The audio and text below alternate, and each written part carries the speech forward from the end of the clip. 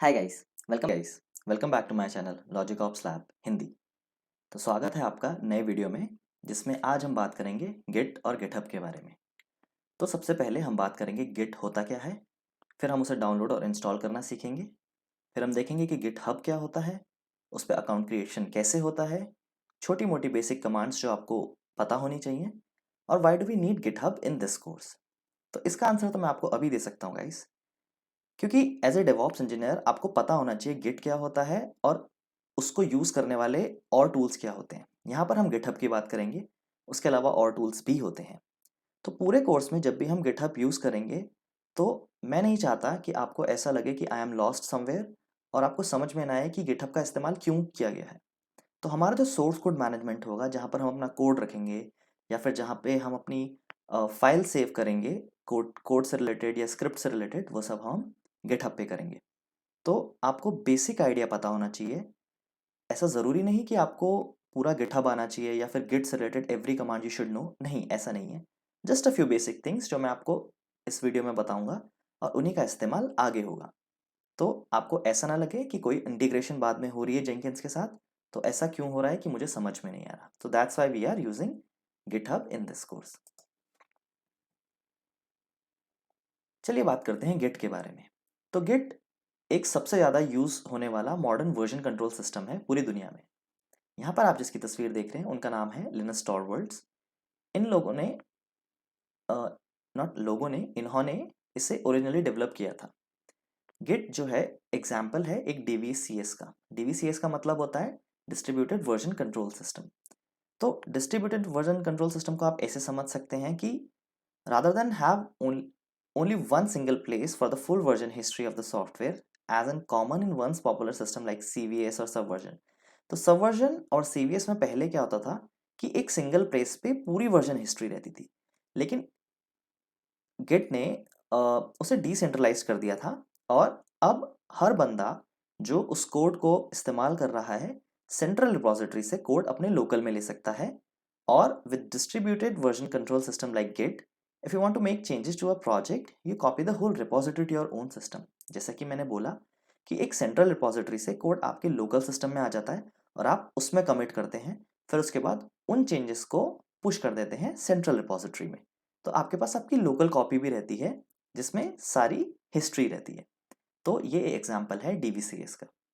In addition to being distributed, Git has been designed with performance security and flexibility में। Git को बहुत अच्छे से डिज़ाइन किया गया है जिससे परफॉर्मेंस, सिक्योरिटी और फ्लेक्सिबिलिटी होगी। मैं सब कुछ इस कोर्स में एक्सप्लेन नहीं करूंगा गिट और गिटहब के बारे में, इसके लिए हम सेपरेट कोर्स बना सकते हैं और मेरा फ्यूचर में प्लान है इसको बनाने का। तो अभी के लिए गिट इतना ही। चलते हैं गिटहब पे। तो राइट साइड में जैसा आप देख रहे हैं गिटहब कैसे काम करता है। तो आपकी एक सेंट्रल रिपोजिटरी होती है जिसमें कोड होता है आपका सारा। तो आपके सिस्टम में गिट इंस्टॉल्ड होना चाहिए। आपका सिस्टम कुछ भी हो सकता है, ओएस लिनक्स ओएस हो सकता है, विंडोज, मैक, एनीथिंग। तो उसमें इंस्टॉल होने के बाद आप गिटहब से इन एरोस को समझिए। सबसे पहले कोड पुल करते हैं और गिट का इस्तेमाल करके वो आपके सिस्टम में आ जाता है। उसके बाद आप सिस्टम में कोई भी चेंजेस करते हैं तो उसे सबसे पहले कमिट करना होता है और कमिट करने के बाद आप उसे पुश करते हैं सेंट्रल रिपोजिटरी में। तो इस तरीके से आपके 3-4 लोग एक साथ सेम कोड पर काम कर सकते हैं। उसमें आगे चल के कुछ प्रॉब्लम्स आ सकते हैं, पर अभी हम उनके बारे में बात नहीं करेंगे क्योंकि थिंग्स कॉम्प्लिकेटेड हो जाएंगी यहाँ पर। अभी सिर्फ ये एक बेसिक आइडिया के लिए। तो गिटहब जो है वो एक प्रोवाइडर है internet hosting for software development and version control system. It offers the distributed version, जिसके बारे में पिछली वीडियो में हमने बात की है। It provide access control and several collaboration features like bug tracking आप इसमें कर सकते हैं, फीचर रिक्वेस्ट कर सकते हैं, टास्क का मैनेजमेंट कर सकते हैं और कंटिन्यूस इंटीग्रेशन और विकी भी आपको प्रोजेक्ट में मिलता है। इसका हेडक्वार्टर जो है वो कैलिफोर्निया में है और इसे माइक्रोसॉफ्ट ने 2018 में एक्वायर कर लिया था। तो अब ये माइक्रोसॉफ्ट की ही वो है। इसमें कुछ चीज़ें फ्री होती हैं और कुछ चीज़ें पेड होती हैं जिनके बारे में हम बाद में बात करेंगे। तो अपने फेवरेट ब्राउजर पे गूगल खोल लीजिए और टाइप कीजिए गेट डाउनलोड। एंटर कीजिए। जो सबसे पहला लिंक है उसे ओपन कर लीजिए। यहाँ पर आपको 3 ऑप्शंस मिलेंगे, मैक ओएस, विंडोज़ और लिनक्स। मेरा सिस्टम जो है वो विंडोज़ है, तो मैं विंडोज़ पे क्लिक कर दूंगा और मेरा डाउनलोड होना स्टार्ट हो जाएगा। फाइल सेव कर लीजिए। Depending on your internet speed वो डाउनलोड हो जाएगा। क्लिक कीजिए उस पर और आपके सामने एक पॉपअप आ जाएगा। थोड़ा समय लग सकता है। उस पर नेक्स्ट क्लिक कीजिए, नेक्स्ट क्लिक कीजिए, नेक्स्ट, और इंस्टॉल कर दीजिए। ये इंस्टॉल होने में थोड़ा टाइम ले सकता है। हम इसे फास्ट फॉरवर्ड कर देते हैं और आपको ऐसी स्क्रीन देखने को मिल जाएगी इंस्टॉल होने के बाद। चाहे तो आप इसे लॉन्च गिट कर सकते हैं और आपका एक कंसोल खुल जाएगा। इस कंसोल में जाइए और टाइप कीजिए Git version and hit enter. आपको गिट का वर्जन दिख जाएगा जो आपने अभी अभी इंस्टॉल किया है। इसका मतलब आपका इंस्टॉलेशन सही हुआ है। एग्जिट कर दीजिए। दोबारा जाइए गूगल पर और टाइप कीजिए गिटहब। यहाँ पर आप अपना अकाउंट बनाएंगे। पहला लिंक खोलिए। आपको दो ऑप्शन दिख रहे हैं, साइन इन और साइन अप। आपका अकाउंट है तो साइन इन कीजिए, नहीं तो साइन अप कीजिए। साइन अप करने के लिए सबसे पहले एक यूजर नेम दीजिए जो एक यूनिक होना चाहिए। जैसे यहाँ पर लॉजिक ऑफ स्लैब पहले से ही बना हुआ है, तो आप अपनी तरफ से कुछ भी दे सकते हैं। एक ऐसा ईमेल एड्रेस दीजिए जो आज तक यूज ना हुआ हो या जिससे ये अकाउंट क्रिएट ना हुआ हो। मैं एग्जाम्पल के तौर पे आपको अपना अकाउंट देके दिखा देता हूँ। उसके बाद कोई पासवर्ड दीजिए जो स्ट्रॉन्ग पासवर्ड होना चाहिए, जैसा कि उसमें नीचे लिखा हुआ है। उसके बाद इसे वेरीफाई कीजिए। वो कुछ भी ऑप्शन दिखा सकता है आपको, पिकअप द स्पाइरल गैलेक्सी, टिक कीजिए उसे। 50% हुआ। एक और ऑप्शन देता है पिकअप द स्पाइरल गैलेक्सी, तो उसे क्लिक कीजिए और अकाउंट क्रिएट कर दीजिए। इससे आपका अकाउंट क्रिएट हो जाएगा। मेरे पास ऑलरेडी एक अकाउंट है तो मैं उसके थ्रू साइन इन करूंगा। साइन इन के लिए अपना यूजर नेम डालिए और रिलेटेड पासवर्ड डालिए। अगर आपके सिस्टम में मल्टी फैक्टर ऑथेंटिकेशन है तो आपको 6 डिजिट का कोड आपकी ईमेल आईडी पर भेजेगा। मैंने वहां से कॉपी करके यहाँ पे पेस्ट किया, वेरीफाई किया और मेरा अकाउंट यहाँ पर खुल गया।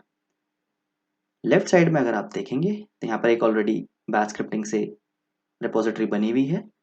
अगर आपको नई क्रिएट करनी है तो न्यू पे क्लिक कीजिए। थोड़ा मैं इसे जूम कर देता हूँ ताकि बेटर दिखे। यहाँ पर रिपोजिटरी का नाम दीजिए जो आपने पहले किसी रिपोजिटरी का नाम ना दिया हुआ हो। फॉर एन एग्जाम्पल यहाँ पर हम लिख लेते हैं जेंकिंस ऑटोमेशन। अब जैसे नीचे दिखा रहा है जेंकिंस इज अवेलेबल, इसका मतलब ऐसा कुछ है नहीं। दो ऑप्शन है, पब्लिक या प्राइवेट। पब्लिक सबको एक्सेसिबल होता है, प्राइवेट कुछ ही लोगों को एक्सेसिबल होता है। डिस्क्रिप्शन में आप इसके बारे में कुछ भी लिख सकते हैं जो भी इससे रिलेटेड हो। मैं लिख देता हूँ code base for Jenkins automation tutorial. यहाँ पर ऐड मी रीडमी फाइल कीजिए, ये जरूर कीजिए नहीं तो एक एम्प्टी रिपोजिटरी क्रिएट कर देता है ये। इसमें आप गेट इग्नोर भी कर सकते हैं। फिलहाल के लिए ऐड ए रीडमी फाइल काफी है और आपकी रिपोजिटरी क्रिएट हो गई। ये बहुत आसान है क्रिएट करना। तो ऐसा कुछ आपको दिखेगा प्रीफेस जब आपकी रिपोजिटरी क्रिएट होगी। अब आप अपने लोकल में जाइए, राइट क्लिक कीजिए और नीचे आपको एक ऑप्शन दिखाई देगा फोल्डर का। तो नया फोल्डर क्रिएट कीजिए, उसको कुछ भी नाम दे दीजिए। मैं यहाँ पे उसको नाम जेंकिंस ऑटोमेशन दे देता हूँ। ऐसा ज़रूरी नहीं है कि आप अपने सिस्टम में ये करें, ये बस एक एग्जाम्पल के तौर पे है कि गिट कैसे काम कर रहा है। अब यहाँ पे राइट साइड में कोड का ऑप्शन दिख रहा है। इसे कॉपी कीजिए HTTPS वाले एड्रेस को, यहाँ से क्लिक कीजिए, इसे मिनिमाइज कीजिए, वापस जाइए अपने फोल्डर में, राइट क्लिक कीजिए। आपको कोई फाइल क्रिएट करने की जरूरत नहीं है, बस गिट बैश शेयर पे क्लिक कर दीजिए। इसे खुलने दीजिए। यहाँ पर टाइप कीजिए गेट क्लोन और राइट क्लिक करके वो एड्रेस पेस्ट कर दीजिए, एंटर। तो ये आपकी रिपोजिटरी जो आपने वहां क्रिएट की थी उसे क्लोन कर लेगा। तो अब अगर आप यहाँ पर चेक करेंगे तो यहाँ पर टाइप कीजिए ls, तो लिस्ट हो जाएगा कि आपका जो फोल्डर था वो जेंकिंस ऑटोमेशन जो आपने क्रिएट किया था उसके अंदर जाइए cd करके और यहाँ पर लिस्ट कीजिए। लिस्ट का कमांड ls है, तो आपकी readme.md फाइल आ गई जो आपने मैनुअली वेब कंसोल पर क्रिएट की थी गिटहब के। मैं इसे क्लीन कर देता हूँ, क्लियर कमांड चलेगा यहाँ पे। और अब आप देख सकते हैं यहाँ पे कि readmd फाइल वही है जो वहां पर आ गई। अब आप क्या कर सकते हैं, ऐड ए फाइल कीजिए। आप अपलोड भी कर सकते हैं या फिर न्यू फाइल क्रिएट कर सकते हैं। हम न्यू फाइल क्रिएट करते हैं। फाइल का कुछ भी नाम दे दीजिए। मैं एक बैच फाइल दे देता हूं, तो फर्स्ट डॉट बैट। नीचे वाली फाइल में आप कुछ भी लिख दीजिए, एको ऑफ, और कुछ भी टेक्स्ट लिख दीजिए, एको करा दीजिए इन्वर्टेड कॉमास के अंदर, दिस इज अ फाइल। यहाँ अपना कमिट का मैसेज लिख दीजिए कुछ भी, वो आपको दिखेगा। तो फ्रॉम वेब यूआई लिखता हूँ क्योंकि मैं वेब के थ्रू कर रहा हूँ। डायरेक्टली मेन ब्रांच में कीजिए क्योंकि अभी कोई और ब्रांच है नहीं। तो मेरी एक फाइल यहाँ आ गई। अब मुझे अगर इसी फाइल को लोकल में लेके आना है, तो जैसे कि आप देख रहे हैं ये मेरा लोकल है और वो मेरा सेंट्रलाइज्ड वाला पार्ट है। तो मैं क्या करूँगा, दो ऑप्शन है, या तो फेच कीजिए या पुल कीजिए, पर फेच यहाँ पर काम नहीं करेगा।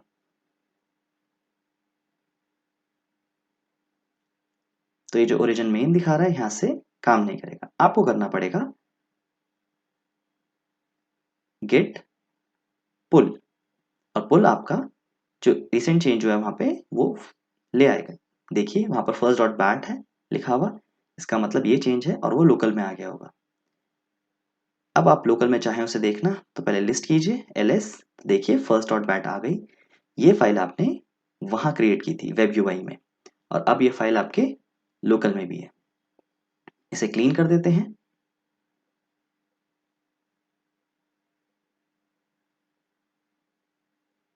अब हम क्या करते हैं, जेंकिंस ऑटोमेशन फोल्डर के अंदर जाते हैं, इस फाइल को कॉपी करके एक नया फाइल बनाते हैं।